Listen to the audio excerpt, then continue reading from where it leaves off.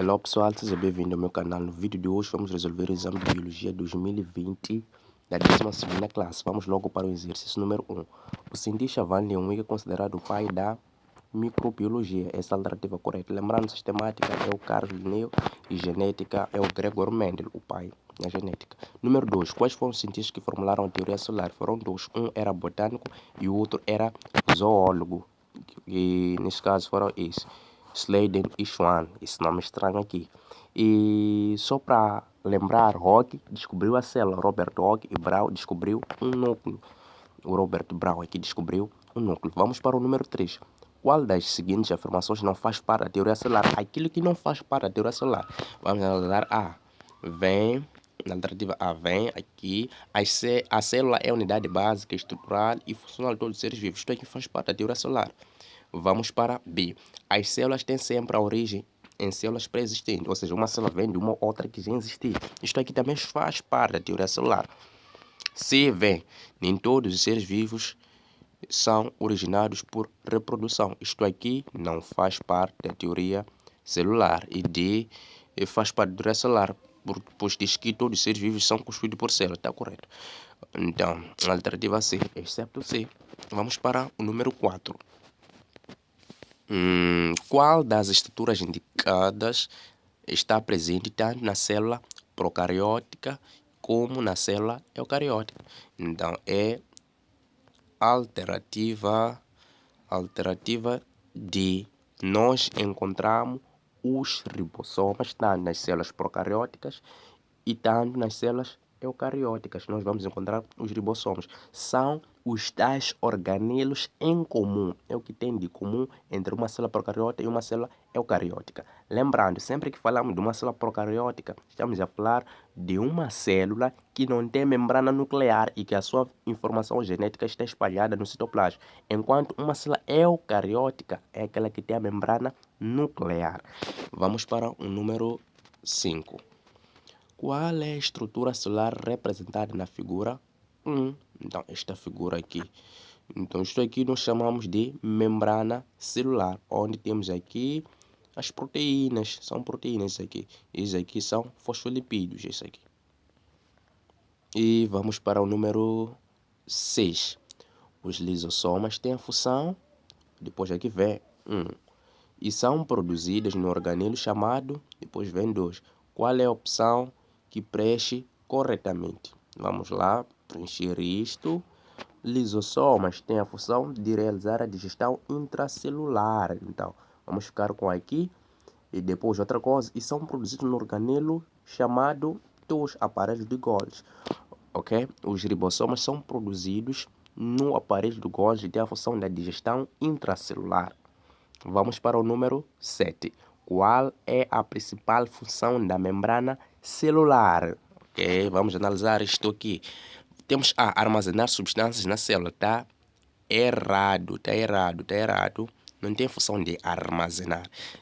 E C, sintetizar substância. Está errado. Transportar oxigênio. Está errado. A função da membrana celular é de regular todas as trocas das substâncias, ou seja, permitir a troca e a entrada das substâncias. É a membrana celular que vai regular a saída e a entrada de substâncias na célula, neste caso.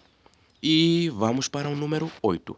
O retículo endoplasmático rugoso é responsável pela síntese e transporte de proteínas.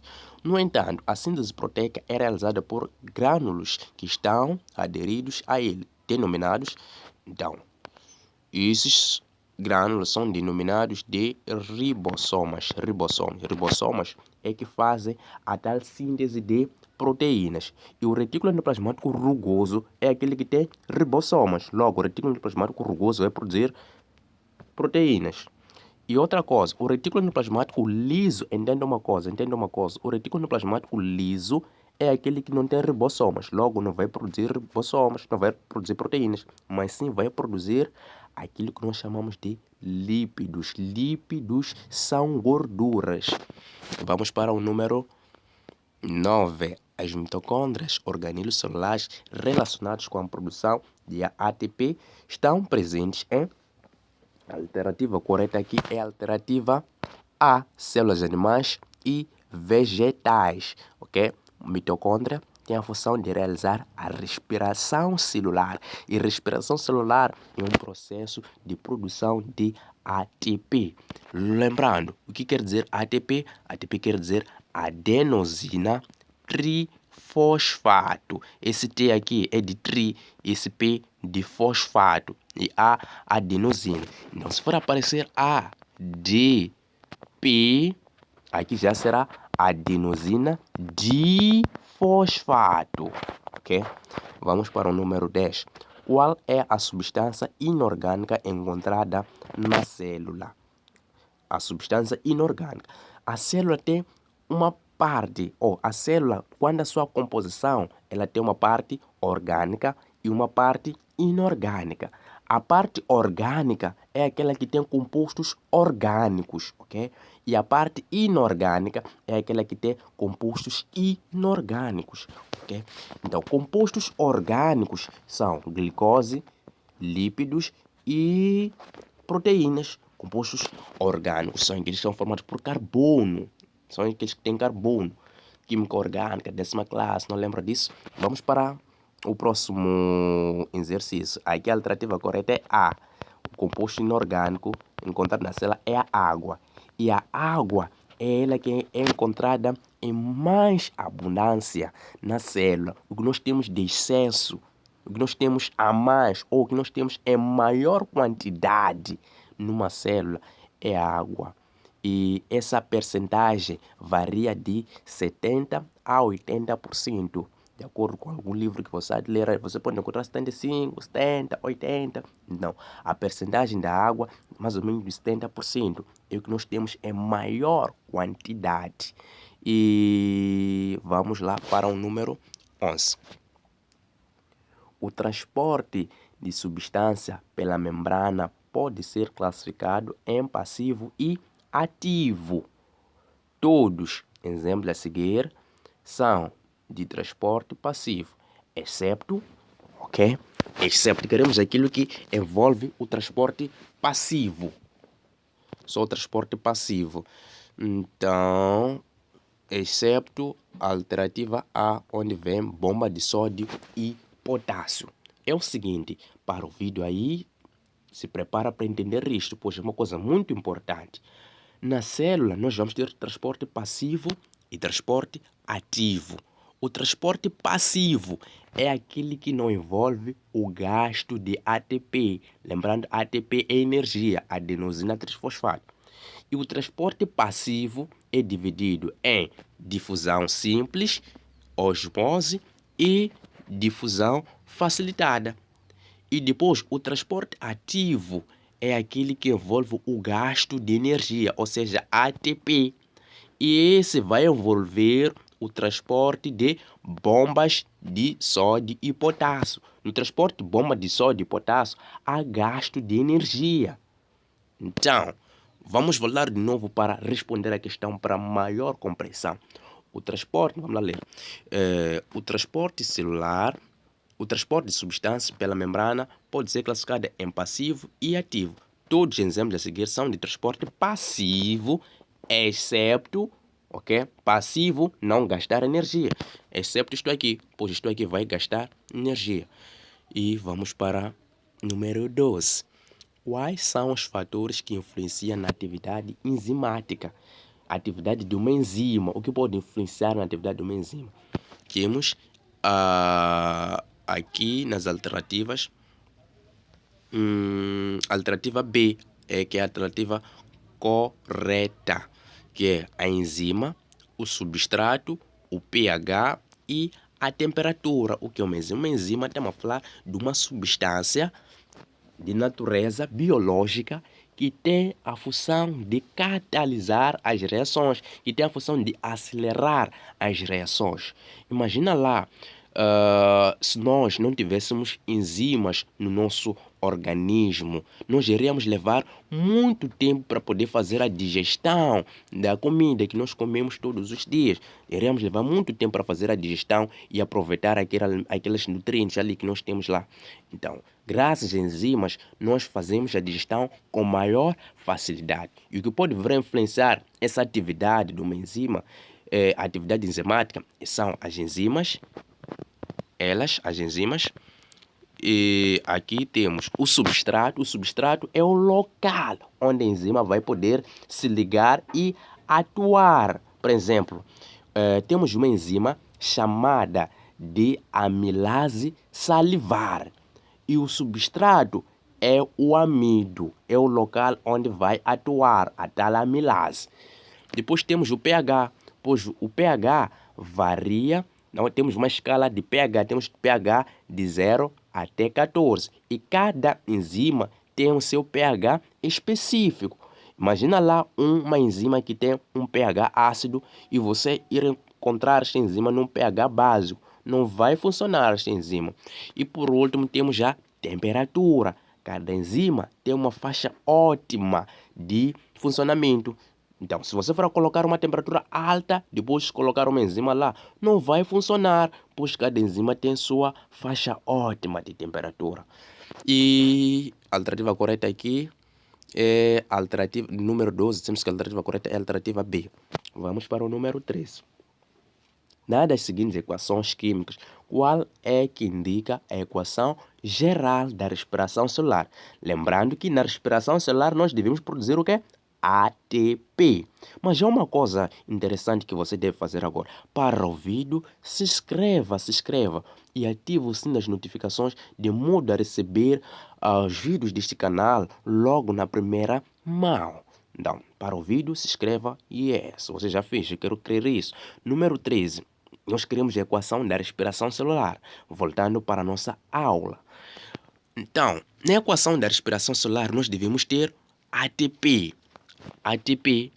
Então, você vai analisar essas duas equações agora. Então, nós já temos ATP. Vamos lá observar uma coisa. Nessa equação entra dióxido de carbono, depois entra hidrogênio, depois produz metano, depois produz água. Nesta aqui entra glicose, depois oxigênio, depois produz dióxido de carbono, água e ATP. Esta equação aqui é a equação correta. Na respiração celular, usa-se a glicose, que é o composto orgânico, juntamente com o oxigênio. Isso aqui é reagente. Vai entrar o oxigênio. Nós, seres humanos, nós puxamos o oxigênio. Os animais puxam o oxigênio. Puxam oxigênio. Então, quando puxam esse oxigênio aqui, vão libertar o dióxido de carbono. Por isso que temos aqui o dióxido de carbono lá dos produtos. Vamos libertar o dióxido de carbono dos produtos. E vamos formar aqui 38 moléculas de adenosina trifosfato. E vamos agora para o número 14. Qual é a fase comum no processo de respiração celular e da fermentação? Então vamos para essa questão, uma questão muito interessante. A respiração celular ela é dividida em 3 etapas. A respiração celular. A primeira etapa é glicólise. Essa é a etapa 1, glicólise. A segunda, ciclo de Krebs. E a terceira, cadeia respiratória. Essas são as etapas da respiração celular. E uma coisa importante que você deve guardar na mente, e se possível guardar também no coração, é que a respiração celular é também chamada de respiração aeróbica. O que é isso aí? É porque ela ocorre na presença de oxigênio. Vamos lá ver essa equação aqui da respiração celular. Veja que tem oxigênio aqui. Essa equação ocorre na presença do oxigênio. Logo é chamada de respiração aeróbica. Depois, se você mata este oxigênio, não coloca oxigênio na equação, fica respiração anaeróbica, aquela que ocorre sem o oxigênio. E a fermentação é exemplo da respiração anaeróbica, ok? Então, respiração celular vai ter esta etapa e esta etapa. O que acontece? Esse oxigênio aqui na respiração celular começa a entrar aqui no ciclo de Krebs. Não começa a entrar aqui, não entra na glicólise, não. Entra no ciclo de Krebs. Logo, estou a dizer que na respiração celular você tem glicólise, primeira etapa. Segunda etapa tens ciclo de Krebs. Depois entra oxigênio. Por último tens aqui cadeia respiratória. E Na fermentação, você vai encontrar glicólise. Só glicólise. Não vais encontrar essa parte aqui de oxigênio, pois na fermentação não tem oxigênio. Logo, o que tem de comum entre a fermentação e a respiração celular é a etapa da glicólise, pois esta etapa aqui não tem nada a ver com o oxigênio. Nessa etapa não entra oxigênio. O oxigênio entra aqui e depois de entrar aqui, passa-se para a cadeia respiratória. Então, eu que te digo como alternativa correta, alternativa C. Vamos para o número 15. A fase do ciclo celular responsável pela duplicação do ADN é a interfase. Na interfase é onde que vai se duplicar o ADN. E na divisão celular vai ocorrer a divisão da mesma célula. E esta divisão celular é dividida em mitose e meiose. Vamos para o número 16. A figura 2 caracteriza, temos aqui a metafase. Temos a metafase da meiose. Temos a metafase da meiose aqui. Metafase da meiose. E se fosse metafase da mitose, você só iria encontrar mais ou menos uma parte assim. Não iria encontrar cromossomas assim. Ou mais uma outra parte. Só iria encontrar uma só fila de cromossomos. Vamos para o número 17. Qual é a sequência correta das fases da mitose? Ok? Sequência correta das fases da mitose. É o que nós estamos à procura. A sequência correta seria esta. Profase seria profase, metafase, anafase, telofase. A alternativa correta sim é C. É a alternativa correta aqui. Vamos para o número 18. O que significa divisão por mitose nos organismos unicelulares e multicelulares, respectivamente? Então, queremos o significado biológico da mitose. Aqui, para você poder entender isto aqui, deve saber que a meiose ocorre nas células sexuais. A meiose ocorre nas células sexuais. E mitose ocorre nas células não sexuais. Então, tudo que tem a ver com sexo, meiose. Que não tem a ver com sexo, mitose. Vamos lá, alternativa A. Vamos lá analisar. Alternativa A. Gametogênese e reprodução. Isto aqui, gametogênese é o processo de formação de gametas sexuais. Logo, isso aqui tem a ver com meiose. Vamos para B. Recombinação e regeneração. Bom, recombinação tem a ver com meiose, recombinação genética, crossing over, troca de material genético. Isso tem a ver com a meiose. Pois a meiose que tem a ver com a recombinação, variabilidade genética, crossing over. E vamos para C. Reprodução e crescimento. Agora sim. Isso aqui tem a ver com mitose, reprodução. Estamos a falar da reprodução assexuada. Reprodução assexuada, reprodução sem sexo. E depois, e crescimento celular. Isso aqui tem a ver com mitose, está correto? E D diz reprodução em gametogênese. Está errado. Ficamos com a alternativa C. Vamos para o número 19. Os meristemas primários e secundários promovem, respectivamente. Lembrando que primário é aquele que vai promover o crescimento em altura, alongamento, e o secundário em engrossamento, ou seja, em largura. A alternativa correta aqui será a alternativa